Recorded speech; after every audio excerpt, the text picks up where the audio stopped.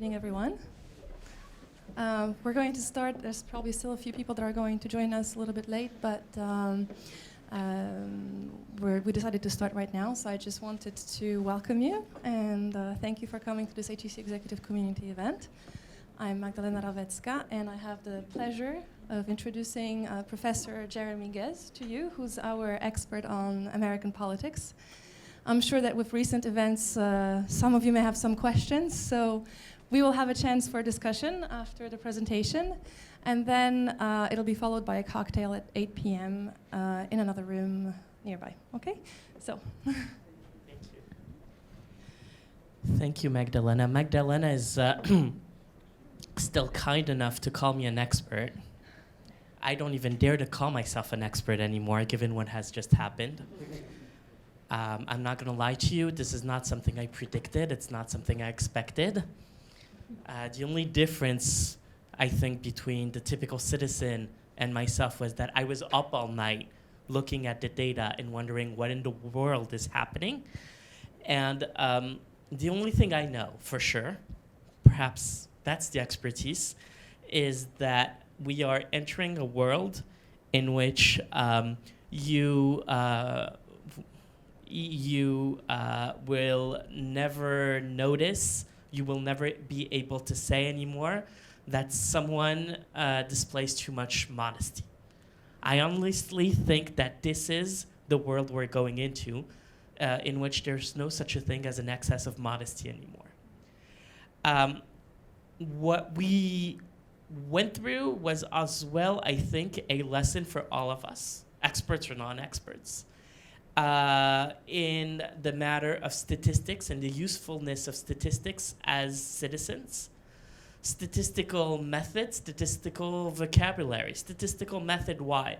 Because we have had a lesson in what the margin of error actually means. When you look at the data, just prior to the election, Tuesday night, the poll of all polls provided by Real Clear Politics, Clinton was up by 3 points.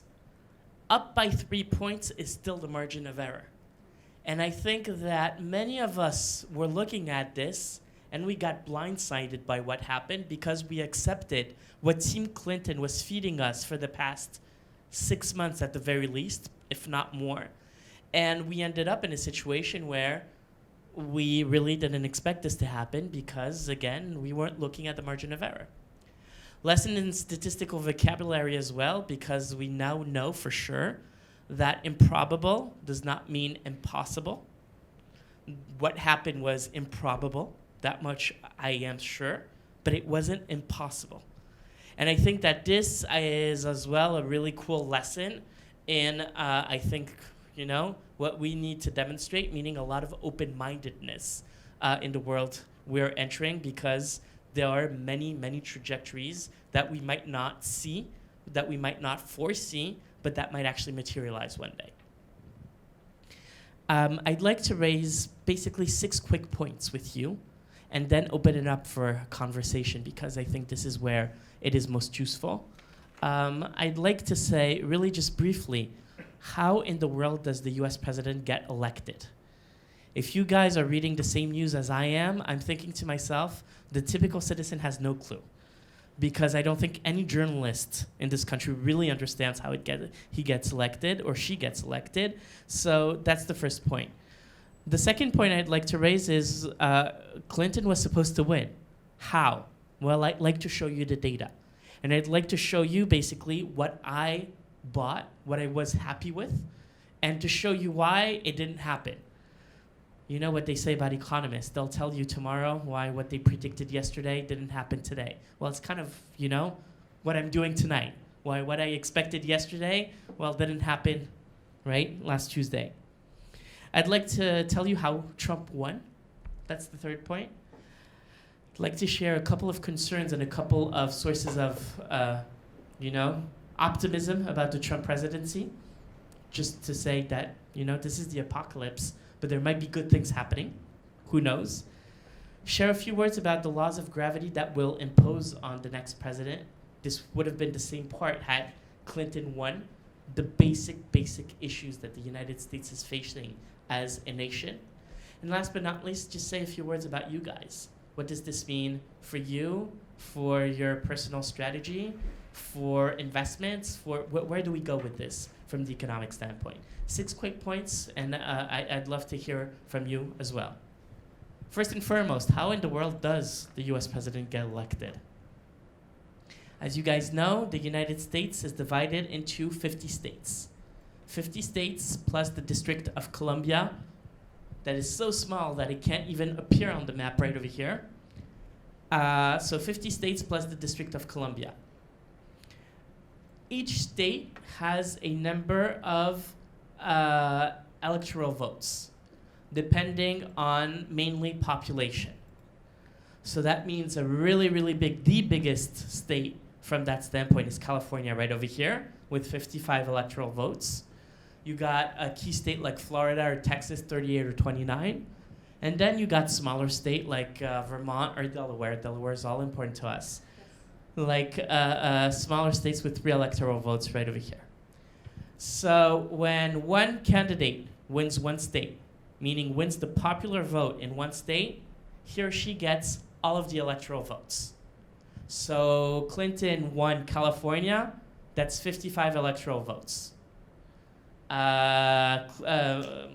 Trump won Texas, he won 38 electoral votes. In total, there are 2 exceptions. There's Nebraska right over here, and Maine all the way up there, where it's proportional, because if there wasn't a little bit of complexity in the system, it wouldn't be fun, right? So it's winners take all in all of the states except for Nebraska and Maine, where it's proportional. In total, there are 578 electoral votes. 578 means 578 divided by 2, that's 269. 269 plus 1, that's 270.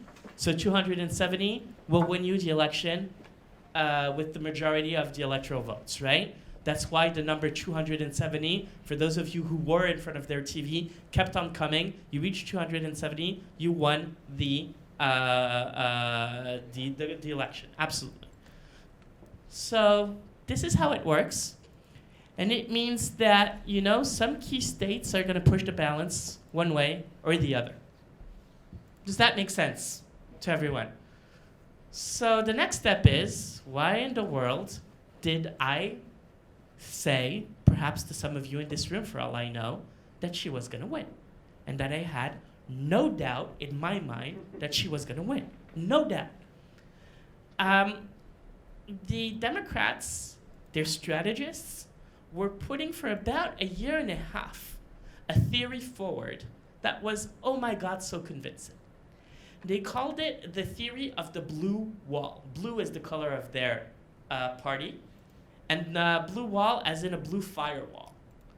And they said, our party, the Democrat Party, has won 18 states plus the District of Columbia systematically since 1992. So that's 16 years in a row. 16? No, 14. No. What am I saying? Oh, God. It's been a long time. 24 years. It's been a long day. 24 years. Thank you, sir. For the past 24 years, 24 divided by 4, that's 8. So for the past 8 elections, we've been winning systematically. Can we cut? For the past 6 elections, my apologies. For the past 6 elections, we've been winning the same states over and over and over. And this is what the map looked like. Clear firewall, 18 states plus the District of Columbia, that's 242 electoral votes. They said, okay, that's not 270. That doesn't bring us to 270. But guess what? There's a state like Florida that Obama won twice.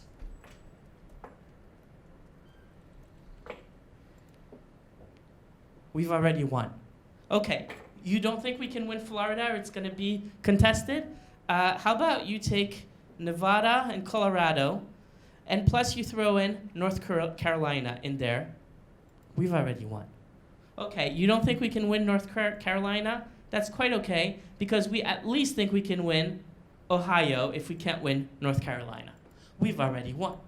Okay, you don't think we can win Ohio? Well, that's okay because there are states out there like Texas or like Arizona that have voted Republican for quite some time, but given the demographic dynamics there, given the number of minorities, the increasing number of minorities, we think we can flip those states.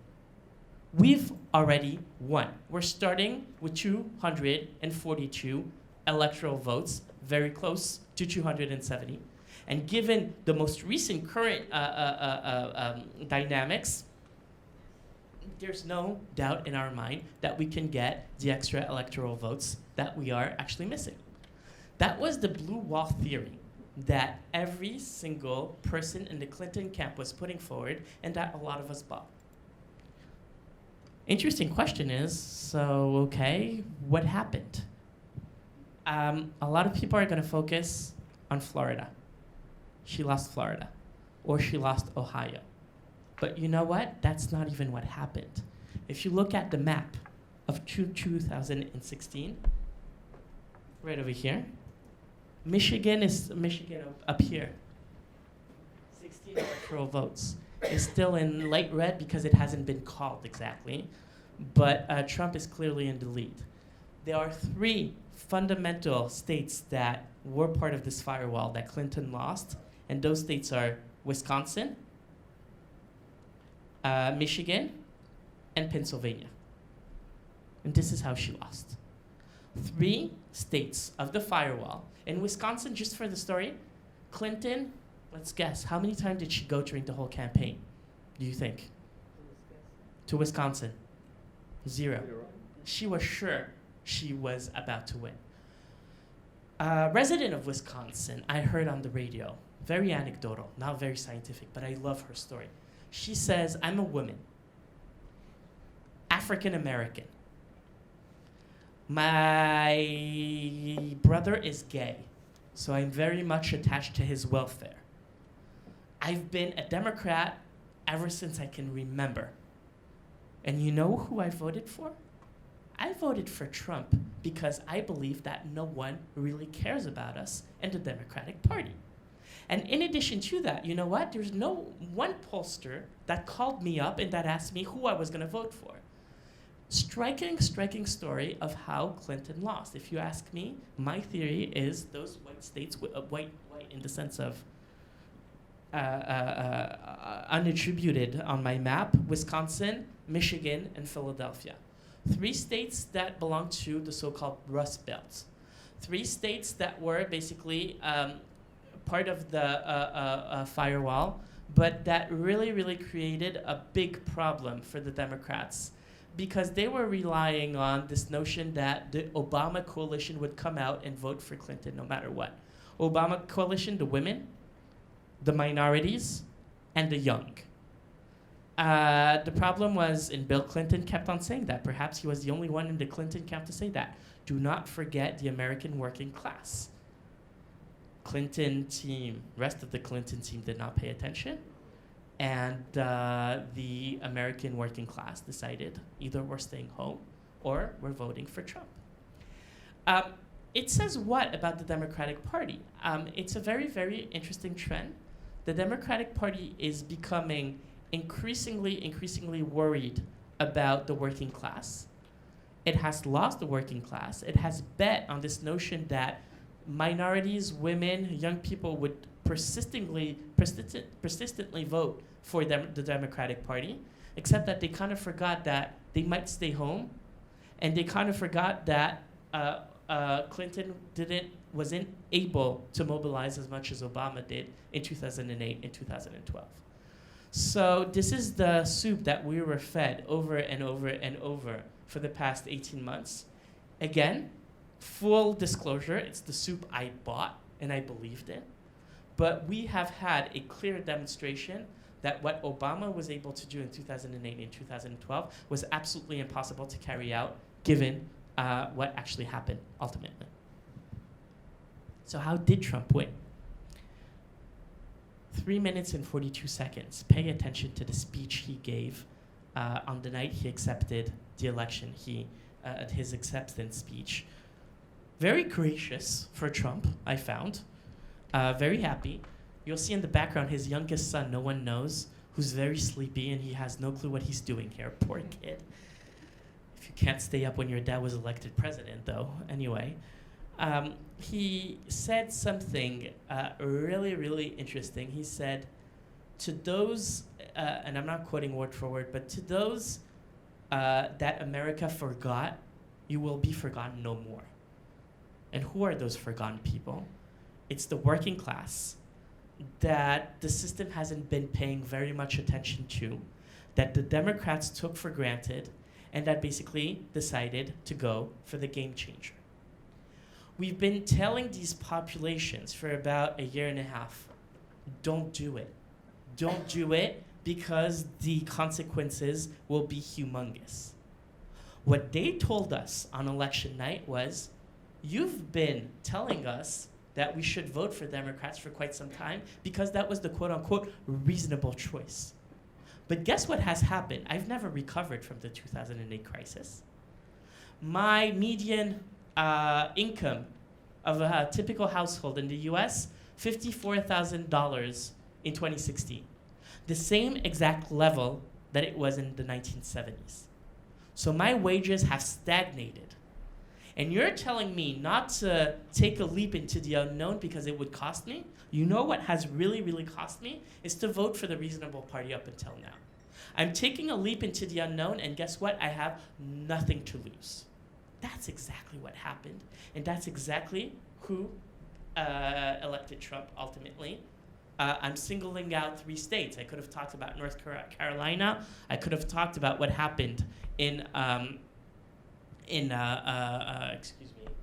Ohio, of course. But those 3 states were sufficient to tip the balance the other way and to give Trump the 270 votes he really, really needed. So we have a Trump as president of the United States. Still takes time, you know? I need to be careful about what I say. I was joking around before we started that I had my notes prepared for Clinton presidency. I had my opening joke about Clinton not having called me just yet to ask me for my advice. She hasn't called either anyway. I don't think she cares anymore. What is quite worrisome with Trump is that we don't know where he's going with all of this. Some people have asked me, what does Trump think about the Middle East and peace in Israel and Palestine? Some people have asked me, what does he really think about China? Some people have told me, does he really want to put an end to free trade? And my answer, short answer, is usually the same. Don't ask him because he doesn't know either, actually. What's also worrisome is the most recent nominations that we've seen and that you might have seen in the press. Steve Bannon, the spokesperson of the ultra-right, as we call it now, it's the new group in the United States, who's had very, very violent statements, made violent statements towards women. Some of them were quite anti-Semitic. It's a little hard to imagine a person like that in the White House, but he's been named special advisor to the new president. And you have to think to yourself as well, a president that has said, a person rather, becoming president that has said so much about putting an end to the efforts that the United States made in terms of free trade with Asia and with Europe. Wanting to throw away without really any plan B the Iran nuclear deal. And making statements about allies that I think were a little bit troublesome. All of this combined, and we can come back to this in Q&A with pleasure, but all of this combines to something not very, very reassuring, to be certain. But I think, on my end, that you've heard about the apocalypse so many times since Wednesday. I do want to try to be a little bit more optimistic. one boring detail and one interesting detail. The boring detail is still important. He named Steve Bannon his special advisor. So Steve Bannon's special advisor, the guy from the extreme right, but he also named that his chief of staff. And to those of you who might not be very familiar with the US system, the chief of staff is probably the most powerful person in the White House. He named Reince Priebus the chief of staff. Reince Priebus used to be the head of the RNC, the head of the Republican Party. So very establishment. The way I interpret that, very contradictory moves, is that he's trying to basically get the GOP together, get the Republican Party together, and to try to reconcile them. The reason why I think this is you could be optimistic about that, why this is good news, is that we are looking, and perhaps we don't necessarily realize that when we're outside the United States, but the country, my country that I'm seeing from the outside, very divided country. Very divided country, very polarized country. You just need to watch CNN for about 5 minutes to understand how polarized it is and how much debate all of this election is stirring. So the moment you see one party in particular crumbling under the tensions in the country, that's not good news for any democracy. So if he is able to reconcile those two wings of the party, we might be able to think something positive out of all of this. That's one point. The second point, which is slightly more controversial, but I still want to make it because it's very important. You know, we live in a society, welcome. We live in a society, you give me the opportunity to drink water, see?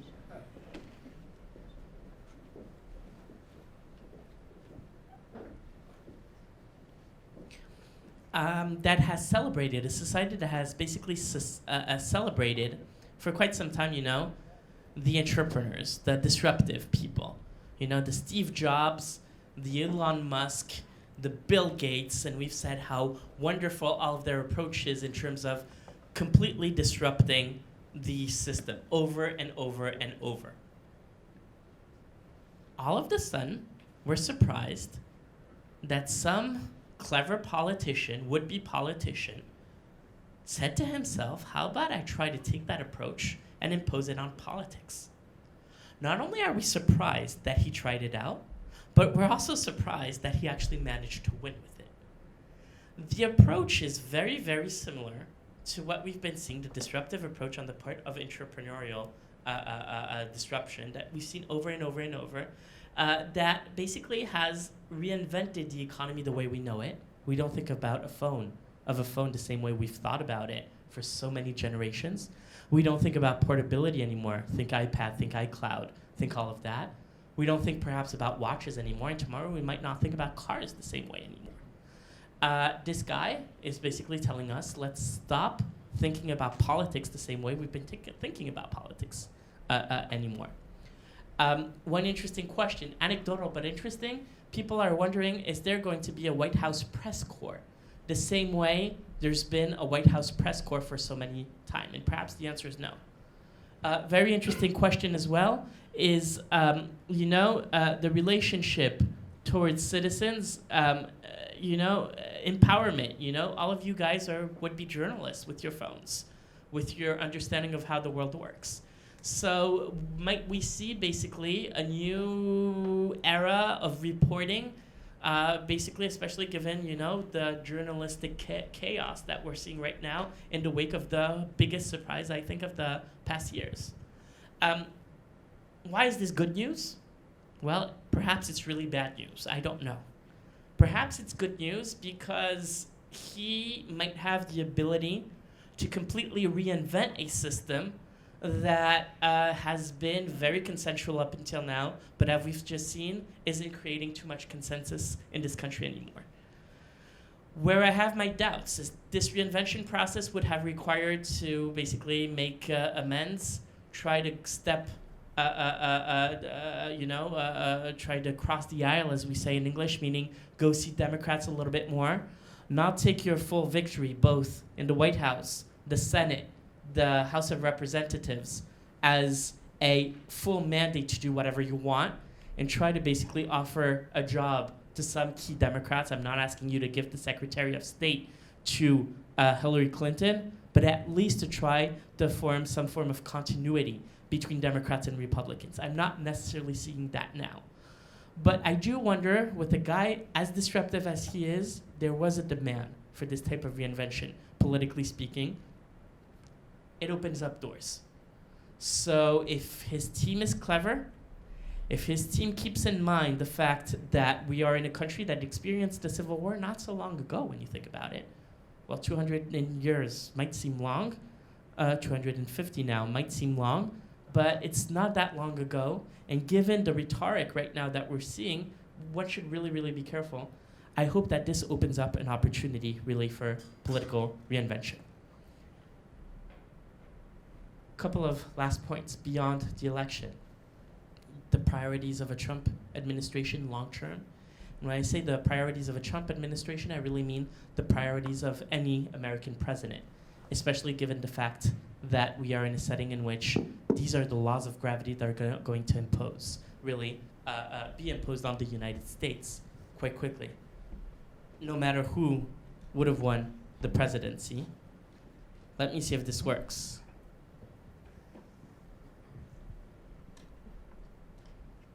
Okay, I'll let him load.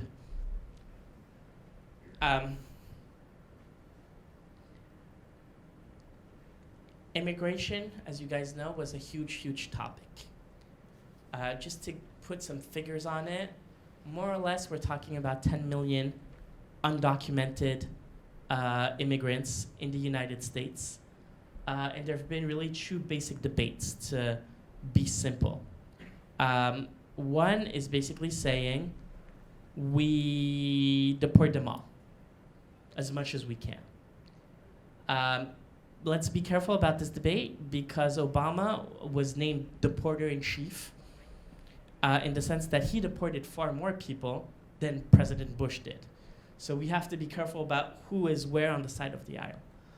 President Trump has already said there are 3 million people, undocumented workers, that we're gonna basically deport. They're criminals, they have a criminal record, so we're gonna deport them.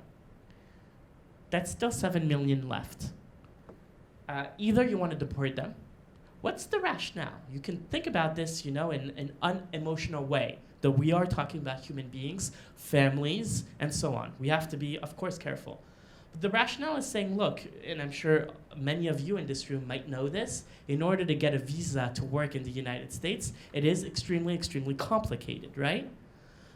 So if you basically don't deport them, it means you're basically having a two-way system, and those who cheated and got into the country illegally, you're rewarding them if you're not deporting them. That's the unemotional look that you're looking at. And I find that to be quite convincing to many Americans in the sense that, out of fairness, there is that argument. A whole other school of thought might say, look, 7 million people left. You are still talking about workers. Workers that are doing jobs that the average American doesn't want to do. Workers that are integrated in communities. Can you imagine pulling out 7 million people, a little bit less, out of the workforce immediately? And the second thing is, in terms of deportation, so it's interesting because when we look at this from a French perspective or a European perspective, the word doesn't mean the same thing to us as it does to them, most certainly. But the real question is, does that really, really, really make sense? Does that really stand for who the United States really is in terms of our culture and our history? You'll understand my personal answer to that is no, but that's only a personal answer. So there's going to be a battle on immigration. It is crystal clear that he will be on the same line as Obama in terms of getting, the easiest out, meaning those with a criminal record out. The real question is going to be, how do you really, really have a deal on immigration? Because it's been a topic stuck in Congress for quite some time. So there are really, really cool ideas. How about you give them some card? It's not a green card. It doesn't give you the opportunity to become an American, but it's a work permit. And you fall at the end of the line in terms of asking for US citizenship. That's one way to think about it. A lot of Republicans have sponsored that bill. You might know Marco Rubio, the senator from Florida, sponsored that bill. That might be the consensual look. Right now, it's not the word coming out of the Trump camp, but Trump said things and then he said the opposite. So, who knows? Who knows? Second big issue is going to be about free trade. Free trade was the main target of President Trump, or President-elect Trump during the campaign, when he said repeatedly, look, we're in a setting in which we are more and more and more looking at regions that are completely devastated by free trade. Think Wisconsin, Pennsylvania, and Michigan. Thank you. Those 3 states that we talked about. I want to bring jobs back home and basically reindustrialize the United States, rebring those industries in the United States. The problem that he has is fundamentally no one wants a trade war with China. No one wants a trade war with China. The Chinese probably don't want it, and no one in the private sector wants a trade war in China. Second thing is, the free trade agreements that are being designed and right now dropped with Asia on the one hand and with Europe on the other are the geopolitical result of a key analysis that was carried out in Washington. That was basically about the fact that, look, when you think about it, the WTO, the World Trade Organization, cycle of negotiations have miserably failed. So we need a plan B. And Washington, D.C.'s plan B was to create a market, stable, that they could revert back to in order to basically create a long-term free market zone at the global level. And interestingly enough, when you look at those 2 trade agreements, one key similarity between the 2 and one key distinction between those 2 and traditional trade agreements was the fact that they focused less on tariffs being brought down because they're already quite low with many economies, but try to harmonize all of the standards across economies. Geopolitically speaking, that would have been, we force China into a globalization that we believe in. We get them to focus on globalization the way we want it, and we don't. China doesn't get to write the rules. This is exactly what President Obama said. I don't know how Trump can accomplish his goals of containing the China rise without basically giving some form of thought to that thinking, right? That geopolitical thinking. Trump cannot manage any limits on the influence of China without rethinking his approach on free trade. That's a question that's going to be open at some point in time. Last but not, and one final point about us Europeans, by the way, he can say all he wants about NATO.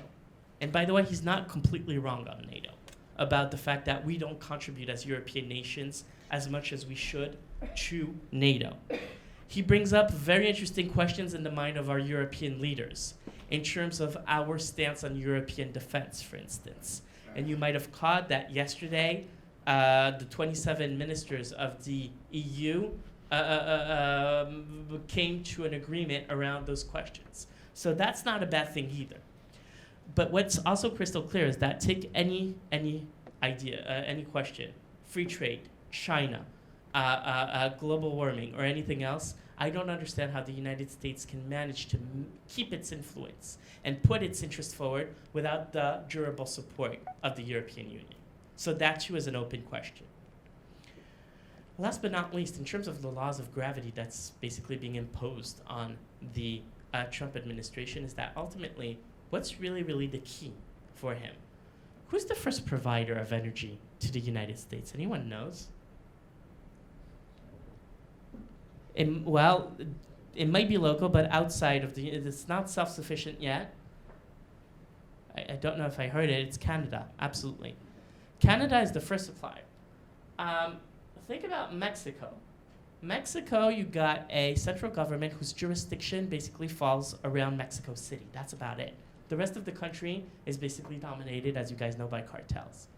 So if you worry about Daesh, if you worry about Al-Qaeda, how about a booming economy under your southern border, but very close to a failed state? How do you like that as a security concern? Canada, the first oil supplier, the first energy supplier. You got right here, I think, a key summary of the stakes that the United States will be facing in the very long run. Unless there's a president in Washington, D.C. with the ability to think governance in North America, we're in big trouble. And I think that the key magnet that will bring America back home, it's not an isolationist turn, but it truly summarizes what really America is going to have to focus on in coming years. It's going to be very local, very regional. And this is what I would expect any administration to figure out quite quickly. Right now, we haven't heard very much except building a wall between the Mexicans and the Americans. I still need to think about that. And a lot of people moving to Canada. Let's see if that ever happens, actually. In conclusion, what does this mean? It means, again, I think that as a citizen, we need to really rethink the difference between impossible and improbable. What I did, and I'll speak in my own name, was lack curiosity. I lacked curiosity and I lacked imagination. And this is something, in my position, I should really never happened. So it is actually a big mistake on my end. And I take full responsibility for that. But I think that, a lot of people, mostly in the private sector in this room, don't lack imagination, don't lack curiosity. And do think about the world, not only in terms of risks, but also in terms of opportunities. But we've just entered a world of uncertainty. That almost sounds like a trivial point, right? But there's a new dimension to uncertainty, is that we now have a president in the United States who has not said, I will deal with uncertainty. He said, I will deal with uncertainty by being unpredictable myself. So he's basically transformed uncertainty into something that you might call strategic tool. You're going to need a lot of imagination to deal with the upcoming world. Point number one. Point number two, in terms of thinking about the future, okay, so free trade is under threat. That's absolutely true. But there's also a good deal of regionalism that might come up.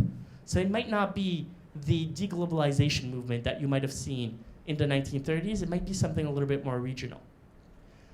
Similarly, I don't see, and I see this particularly in France and the United States and the rest of Europe, I also see this will of basically trying to develop the whole service sector, to try to reinvent the service sector and so on. And I find that to have a direct link with the political climate that we're seeing.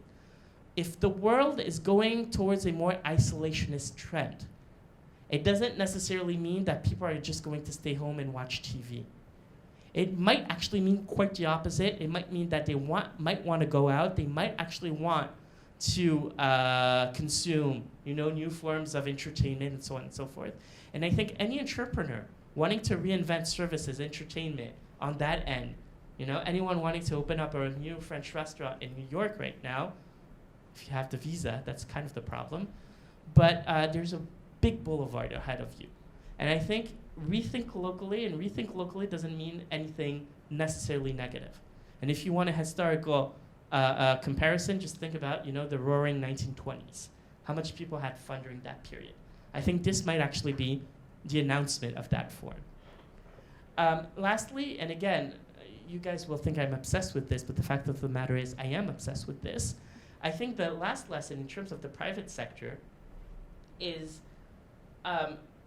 you are trained to worry about, your immediate inbox, about what comes in. And I'm betting that right this moment, about 2 of you or 3 of you are telling yourself, that's true, what is in my email inbox? Has the shareholder, written to me saying, where are my profits, or my dividends rather? Or my boss written, perhaps more likely, to ask me for my report again, or so on and so forth. All of that, I cannot convince you otherwise that it's not important, because it is important. But I do think that those who will be able to strive are those that will be able to take a little bit of distance with what's actually happening around the world, and that will actually have enough discipline to think about the very, very long run. Some of you might be tempted to think, but wait a second, I'm trying to put out fires in the short run right now. The only problem is, yes, put out the fires in the short run, but do think about how you rebuild your house. And I'm kind of preaching to the choir, because you've taken time out of your busy schedules to come here and have this conversation with all of us, right? So that's already a good step to not lacking curiosity, to trying to think about the longer run, to try to take a little bit of distance.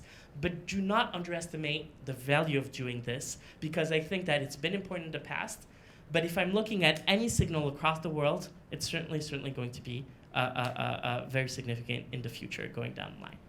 I think I've spoken way more than I ever thought I would speak, but see, when I start thinking about the US, I never stop. So thank you very much for listening, and by all means, please don't be mad at me if my answer is I don't know, because the fact of the matter is I might not know. But you know, anything is fair game, really, about these elections, where we're going, and anything else. Yes, sir. Well, thanks a lot, Jeremy. You seem to be minimizing the FBI chief role in these elections. I just wanted to hear your opinion about it, and also the health problems of Mrs. Clinton. Your question is more than legitimate. If I wanted to be a bad mather, I would say Mrs. Clinton is a sore loser. The email issue was her shooting herself in the foot. She did not deal with this issue immediately, and she created this problem for herself. And what you have to bear in mind as well is that the FBI was in a very difficult position, in the sense that the institution was in a battle, and they could never, ever win, no matter what, in terms of image. Had Clinton been elected, the situation might have been even far worse, believe it or not, in terms of internally. I would have heard Trump say the election's rigged. I would have heard him say the FBI basically said she wasn't guilty, but I think there's something hidden in there, and we really need to be careful. And in addition to that, again, what she did wasn't supposed to happen. That's not how you do it. And I know this system. For someone who has applied for a security clearance in the United States, I know how this works. You're not supposed to do this. It goes to a broader theme for the common US electorate, which is to say, Clinton thinks there are rules and then thinks of herself as above the rules. That's not good for her image either. On the health issue, well, it's kind of the similar parallel. You know, she had pneumonia. It happens. It happens, and it happens especially to politicians on the campaign trail who have impossible hours. And to think that she had pneumonia kind of reassures me, because if she wasn't sick after all of this, I don't mean any offense, but I don't think she's very young either. So, you know, she waited 5 days before making that public. In this day and age, where conspiracy theorists run amok all over the place, that is a mistake that is absolutely, absolutely inexcusable. Absolutely inexcusable. On the latest email front, you know how it happened. So she has a very close aide, Huma Abedin, that everyone in Washington used to love. It was the perfect American story.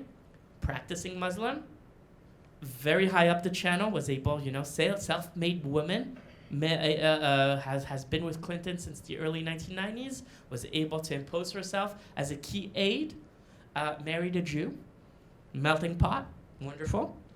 And basically you ended up in a situation where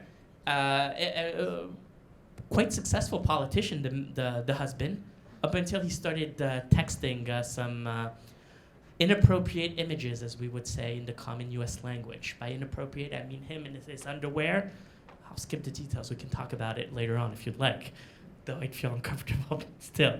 And this is what precipitated the whole thing. So he did it once, he did it twice, and then the third time it happened with a minor.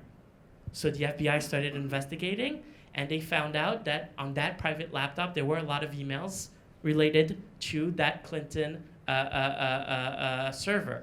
This is where they started investigating again. They put in place a system that was about to explode in their face. If they cannot predict that, then I don't know what they can anticipate. I feel sorry for her, in the sense that she probably thinks it's almost nothing wrong, but everything is in the almost. And it goes exactly to that map I showed you. At some point in time, when you're an elector in Wisconsin, voter in Wisconsin, in Michigan, and in Pennsylvania, and you try to wonder, you know, who's worse? the guy who has been saying all of these nasty things, or the person who wants to basically impose rules on me that she doesn't follow? I don't know how to answer that question. They did. I hope I'm kind of addressing your point. Thank you for that. I think I saw another hand up. Somewhere. Okay, I'm seeing things now. Yes, sir. Hi.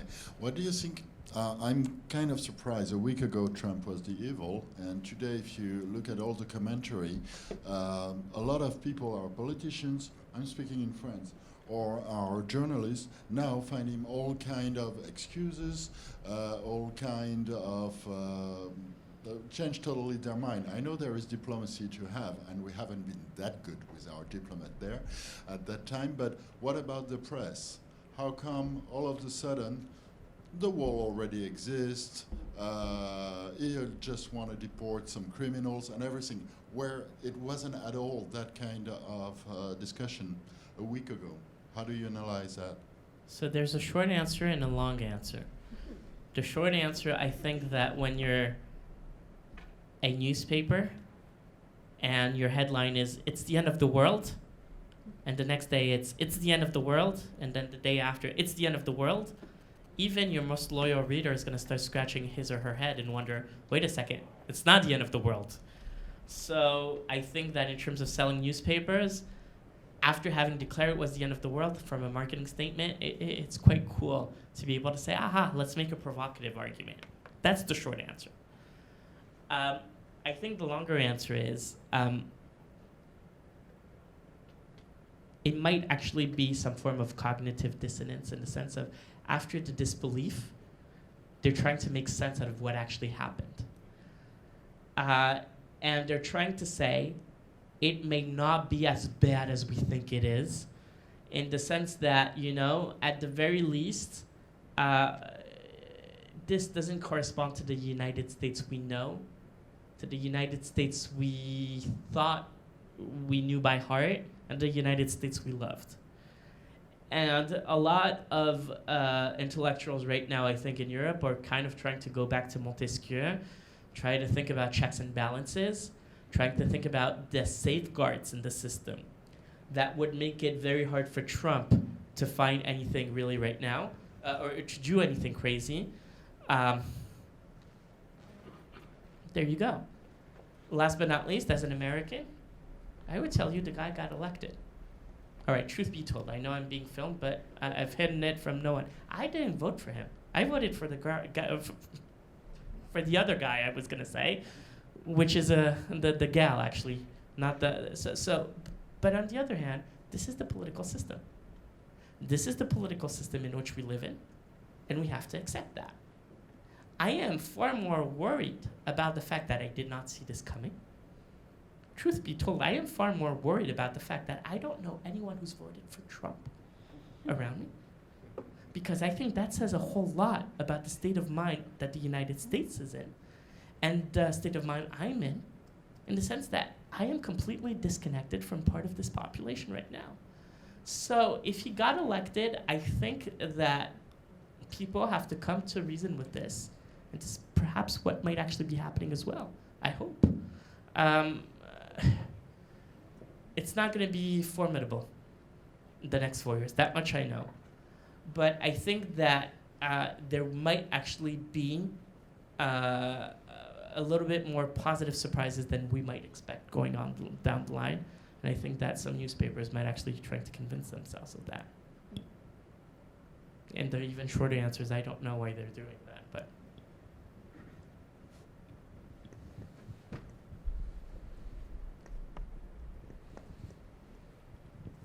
Thank you. Do I have a question on Wall Street, on the Dow Jones? I mean, like 10 days before the election, it went down because people said Trump is going to be elected and blah, blah, blah, blah, blah. And the day after the election, it was like nothing happened. I mean, the Dow Jones just, just went up. The banking sector is doing pretty well right now, even in Europe and so. So what happened, I mean, between the 10 days before the election and just the day after? So there are two levels of answers. Even on election night, I shouldn't be saying this, but I was, you know, in my surprise, I was looking at Fox News, which was fun because I was seeing a lot of unhappy faces of key Republicans who basically said never Trump because they were sure he was going to lose, and they thought to themselves, at least in 2020, I have a shot at going back into the administration. They were basically calling the apocalypse. They were looking at the Dow futures, and it was really, really down. I think one estimate was about 700 points. And there are two answers. There's a global answer and a more microeconomic answer. Microeconomic answer, so you mentioned banking. I would throw in pharmaceuticals, the insurance in all of this. What's interesting was that the Dow Jones basically said if Clinton isn't elected, the likelihood for key regulations to happen on these markets is far lower. And as a result of that, these economies are, these industries are going to go unhindered, no obstacles. And that, I think, is how you can interpret those booming industries right there. Banking, pharmaceuticals in particular. There's a more global approach to it, which is to say, you know, I'm almost surprised that you are surprised by how short-sighted financial markets are when you think about it. You know, 10 days ago, they were like us, oh my God, this is a catastrophe. And now they're saying, okay, so if this is reality, let's try to figure it out. And I think a lot of the reasoning is to say, okay, now that we've adjusted, now that we've basically priced the Trump presidency, let's go about, you know, as if nothing new was under the sun.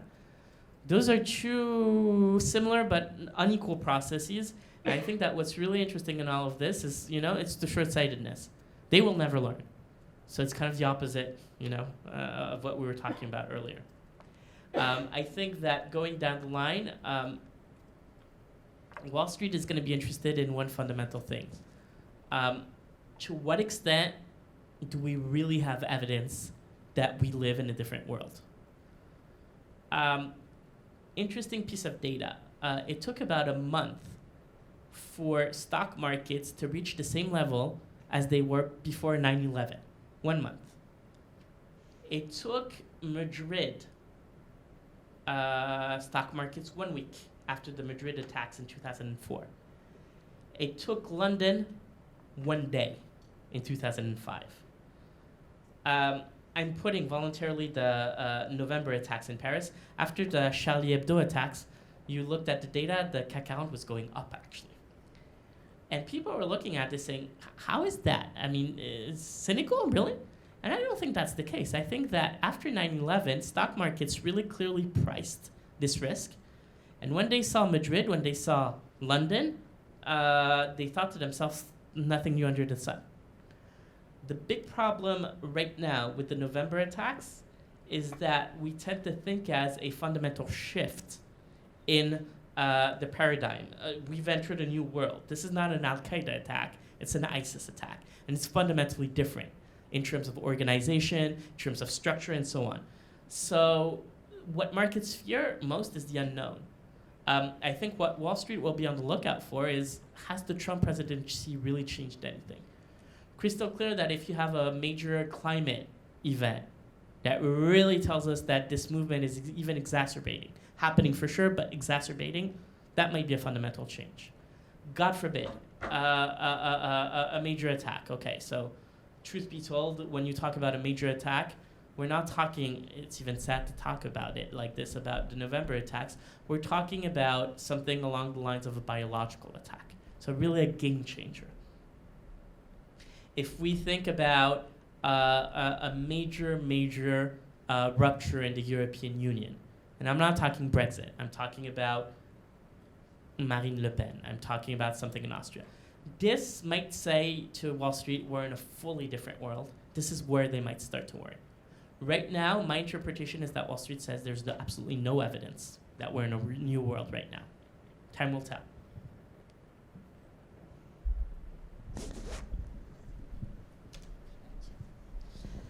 Well, you said that probably Trump won't do everything he said he will do during the campaign.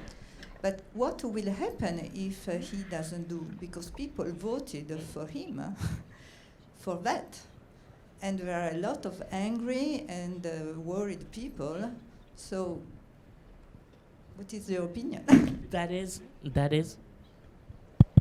Vous m'entendez toujours? Oui. Ouais. That is the $1 million question when you think about it. But you need the answer to actually get the $1 million. That's the problem. The issue, I think, is two things. Major positive scenario. He manages to get the solution out. Manages to basically figure out a way to reinvent the economy. Gets growth going. Gets wages up. He will be able to calm the population to some extent and bring us back to a more sane political debate. And the status quo will prevail. Likelihood is that that's not going to happen.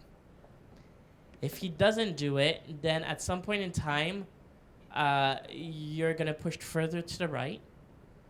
The GOP as a party, the Republican Party, is going to crumble. For all I know, the Democratic Party is going to crumble. With a caveat, perhaps they've already crumbled and we just don't know that just yet. And we're going to see a complete reconfiguration. And the two-party system in the United States isn't going to last. And I don't want to be the leader of either the remaining Democratic Party or the leader of the Republican Party, because the task there is going to be absolutely humongous. Because you're going to have to basically respect democratic principles, and I sure hope they will, and still be able to rebring a little bit of sanity in the political debate. And that will not happen unless you improve the welfare of about half of the U.S. population, about 50% of the U.S. population. So if he basically does not do what he says, we are looking at very, very, very difficult years ahead. And what might actually happen and what we need to worry about as well is who fixes America, ultimately? Who does it? Perhaps it's Trump, but if it's not Trump, then we'll need to at least wait 4 years, unless something dramatic happens, but we'll need to wait at least 4 years. What do you think of a vice president? Because my best guess is since the United States has a long tradition of murdering presidents, there could be a little possibility of that. So who is the vice president? Mike Pence, excuse me. I was about to give him a new name. Mike Pence, very, very conservative. Very skeptical on abortion rights, on gay rights, and so on. He's rather a more typical figure of U.S. politics in the sense that we kind of know these types of very conservative figures. We really know them.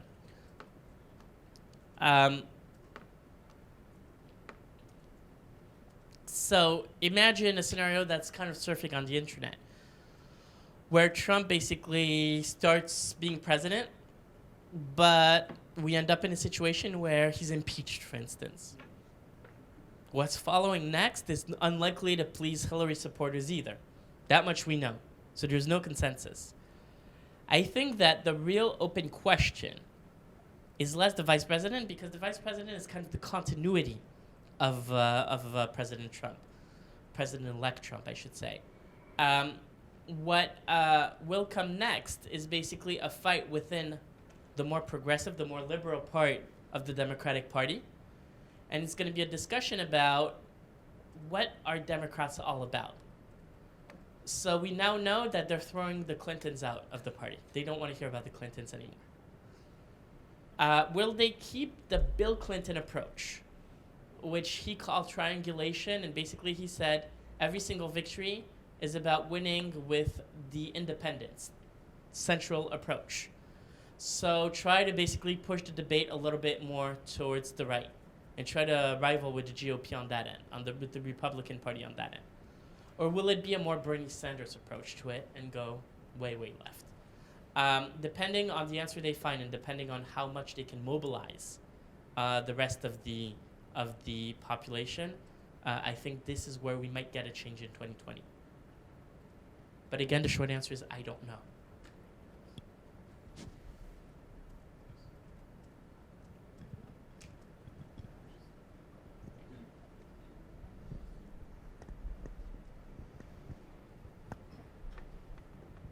You just mentioned his name. It's dead. Just mentioned his name, Bernie Sanders. What has he said since the election? Has he talked or is he just? So he's talked a little bit. He's pointed to the many unacceptable things in his opinion that the Trump camp has said. Part of the message from the Sanders camp is basically continue to mobilize, continue to be angry. I saw that message go around. Bernie Sanders' problem, and that was his key problem during the primary, was that when you looked at key proposals, they didn't add up, financially speaking. So there's something really, really cool about Bernie Sanders, socialist in the United States, that he was able to go this far. Something really cool about him. The problem is that when you look at this from the more analytical standpoint, unlikely to basically weigh for a whole lot, ultimately. If he does basically weigh in the 2020 debate, that's about starting right now. If he's able to basically push Clinton out, I don't think he's going to be elected at the head, and I don't think that's really what he wants anyway. But part of the question that's going to be asked is basically, what is the real model that Democrats want? Because this socialist approach, I don't think there's a consensus around it. And in addition to that, you're basically splitting populations even further apart than what you're basically seeing. I don't think it lies with Bernie Sanders either, and I don't even think that had Bernie Sanders been against Trump, he would have won. I don't think so either. What I think is important to remember is, again, the Democrats, but it kind of looks like the debate a lot of our lefts in Europe are having. What are we about? A lot of them lost the popular vote, and by popular I mean the vote of the worker, the typical worker, median worker. What do we stand for? What are the values? Clinton has demonstrated that betting only on minorities, women, young, if you can't mobilize them, it's not going to work. There might need to be a deeper, longer economic statement about something. I don't think Bernie Sanders brings it to the table. I would have liked that to be an alternative, but I don't really see that many alternatives in the Democratic Party for now.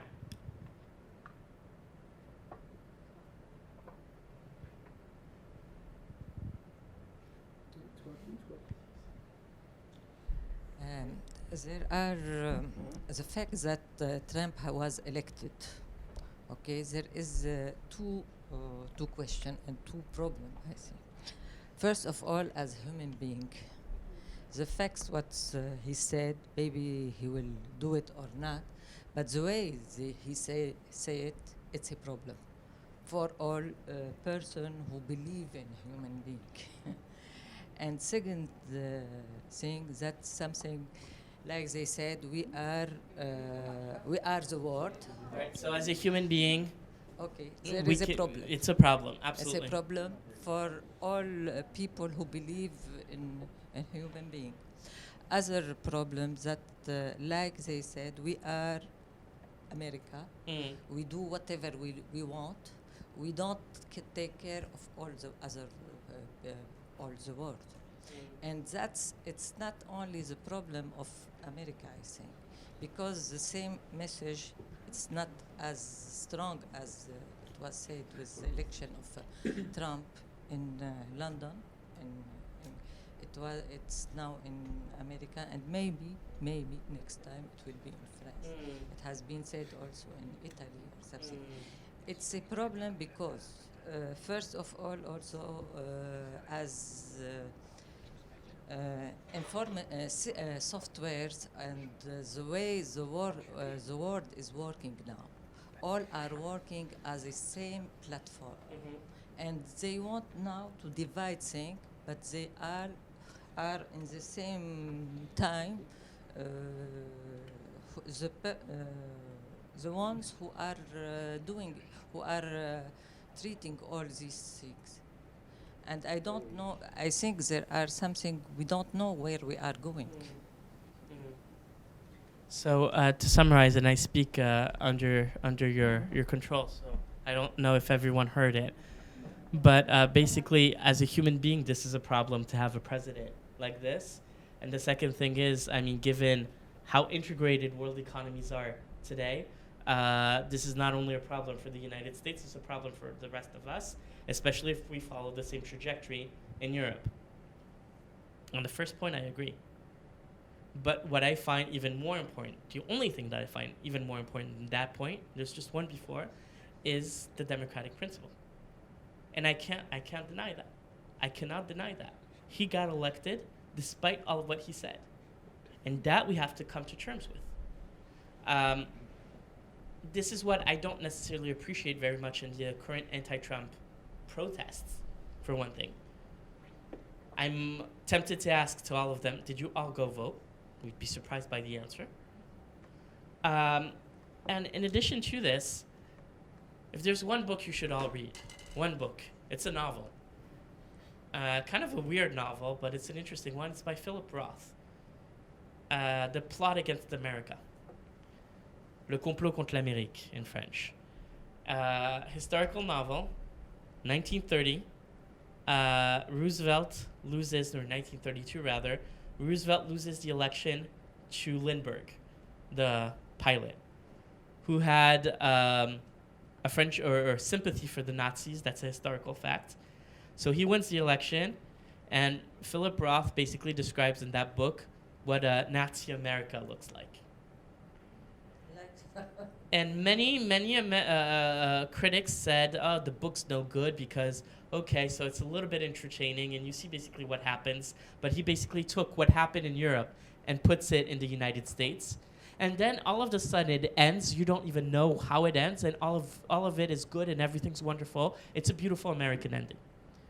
Those critics didn't understand a thing about that book, let me tell you that much. Because the way it ends is less about saying it's unrealistic. It's more about saying, you know, I've just woken up from a really bad nightmare. Really bad nightmare. How do you feel when you come up and you wake up from a bad nightmare? You feel funny in the sense of, how did I even imagine that happening to me? And you feel relieved in the sense of, oh my God, it's not happening, it's just a nightmare. That's exactly what he did to that book. Many of those I know who are not Americans will often tell me these past few days, you know, the other thing you can watch with your children, Fievel, you know, the little mouse. Anyone know his last name, Fievel? Anyway, little mouse going from Europe to the United States. Why? Because Dad and Mom tell Fievel there are no cats. Think about the image this represents. So let's go. And many people tell me, how could this happen? There are no cats in the United States. Well, the fact of the matter is there are cats in my country. Fievel discovers that quite quickly. And it is less about trying to make them go away because they don't. And it's more about how do we make them as least appealing as possible. On the second side of the question, meaning what does this mean for all of us? Let me be blunt. In the Western world right now, there's no pilot in the plane. None.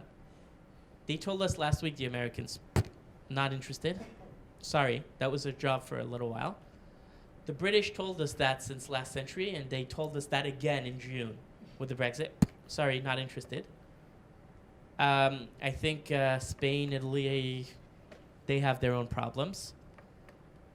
As a pro-European, I would have looked at Brussels. Somehow, I'm not convinced by Jean-Claude Juncker as being the leader of the free world. I'm not really convinced by that anymore. This is where the Frenchman in me starts crying, because I tend to think to myself, this country, given the cultural experience that it has, the cultural history it has in terms of enlightenment, the tradition it has, let's put it that way, in terms of enlightenment, could have played a wonderful role, wonderful role. But given the very political climate we're in right now, I don't see it. I'm tempted to turn to Eastern Europe. Perhaps they have a plan. They don't have it either. Anyone willing to play a role as the leader of the Western world that will defend the next model, that will say, yes, it was founded in the aftermath of the Second World War, the Bretton Woods institutions, and the UN. That's almost a trivial point, but what do we mean by that? We really mean we kind of believe in democracy. We kind of believe in free markets with various degrees, with various sources of regulation, with various safeguards, but we kind of think about those two principles as being absolutely non-negotiable. The Russians certainly don't think so. The Chinese certainly don't think so. Who wants to play that role? I'm seeing everyone, run away. And I say this instead of focusing on the United States. I don't know where you're from, but I am tempted to say to the French in this room, to the Europeans in this room, perhaps it might be our turn to start thinking about a plan B and to stop relying on the Americans. Maybe it's sure if it goes like that,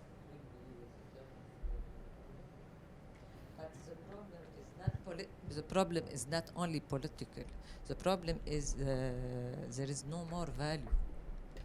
Also. I don't know if there are no more values, because I think that, the typical Trump voter was probably offended by what he said about women, what he said about the Mexican judge, and so on and so forth. But he or she was probably even more offended by this notion that looking at Hillary Clinton, what she did was fundamentally place herself above the rules. And I think that's as important for the Trump voter than what Trump actually said. I think there are still values, I just think that they're not being expressed by the political class. That's the problem. And that means that we might need to think about our demands from the political class in a different way, or start running for office if we're not satisfied. I think the gentleman in the back. I think it's about inflation as well. There is a global reassessment of inflation, and he pulled a low on interest rates. And at the time he spoke and he talked about this Keynesian-inspired policy, financing tax cut by fiscal deficit. Public deficit is. Alimenting, putting on upward pressure on interest rates. Why? Because people are reassessing their inflation assessment, and that's why interest rate went up. The U.S. 10-year was at 2.5%. 270% a week ago. 170% a week ago, and now it's well above 2%. So we had huge move in interest rates, and this is why people reallocated from their interest rate, bonds allocation to stocks. I think that's one of the reasons. And when you look at the Trump fiscal plan, it's about getting the threshold under which you don't pay any taxes higher up in order to protect the more vulnerable classes, and paying the last threshold of taxes, bringing that down to protect the wealthier taxpayers. And when you compare that to all of the infrastructural plan that he has, there's a problem somewhere. Unless you accept this idea that indeed it's going to be financed through fiscal deficits over and over and over. And indeed, that might signal a change in absolutely in monetary policy, absolutely. We'll take one last question, and then we will continue the discussion. Okay, and the cocktail. So I think somebody, sorry, here was first, okay, and then we can continue later there, okay? Well, Trump definitely financed all his career with debt, so we might see that coming. Just another question, what about Putin and Trump? Yeah. Don't need to say more. Consider how and what the Chinese do when they go abroad. They basically look for three fundamental things. They look for natural resources. They look for land. They don't have enough, given how crowded the country is becoming. And a little bit more recently, strategic hubs. So yesterday it was ports, now it's more and more airports. So when they go abroad, they forget about their red book. Some of the young ones I meet on campus, I think, have no clue what the red book actually is. And they go without any ideology whatsoever. They go out there in a very pragmatic way. The Russian power is extremely different from that standpoint. Because when Russia speaks at the international level, they try to promote a very, very significantly different model than the Bretton Woods model, for lack of a better word at this time. If you want to know, just pay attention to the last three speeches that Putin gave at the Valdai summit in Sochi. It's kind of the rival of the Davos Forum. And he doesn't criticize the West anymore only for foreign policy. He also criticizes the West for domestic policy with regards to same-sex marriage, with regards to abortion, and so on and so forth. So he's really in a setting where he's trying to promote an alternative model, saying democracy is overestimated, free markets aren't as significant as we thought they were. Worst case scenario, Trump agrees with him. And Russia just found an ally. It is tempting to think that that will be the case. But again, I am convinced that there are a lot of safeguards as well. That changes in US policy doesn't happen overnight. The president can impulse many, many different things, but it doesn't happen overnight. And I think that when push comes to shove on key topics, I'm not entirely sure that the Russian and American interests converge and that the clash would happen. Just one example that might be contradictory with what I just said, Syria. Right now, I mean, it's crystal clear to the many people I know who observe the topic quite clearly that the solution in Syria has been found, has been negotiated by the Russians and the Turks. It involves Bashar al-Assad remaining in power, and that's what's being negotiated. When Trump becomes president on January 20th, by midday, the solution will already be figured out. And that almost suits Trump's interest because that's one less complicated thing he doesn't have to worry about. So we might be tempted to see the Russians and the Americans on the same level. I do have my doubts, again, when push comes to shove, because on key issues down the line, the US political system will act as safeguard and will basically point to the incompatibility between the two positions. For all we know, we're worrying a lot about potential conflict between the United States and China. We might be more clever to worry about a conflict between the Americans and the Russians going down the line.